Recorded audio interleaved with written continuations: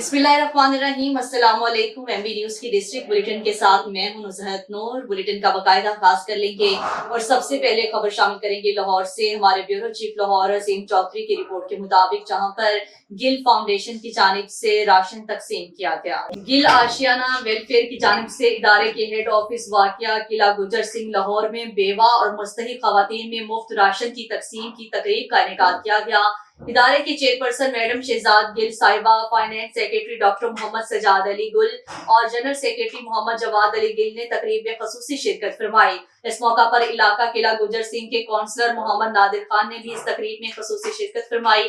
Chairperson madam Shahzad साहिबा ने कहा है कि हर साल इदारे की तरफ से 100 मुस्तहिक खवातीन में मुफ्त राशन तकसीम किया जाता है, जिसमें बेवा और मुस्तहिक खवातीन को मुफ्त राशन तकसीम किया जाता है।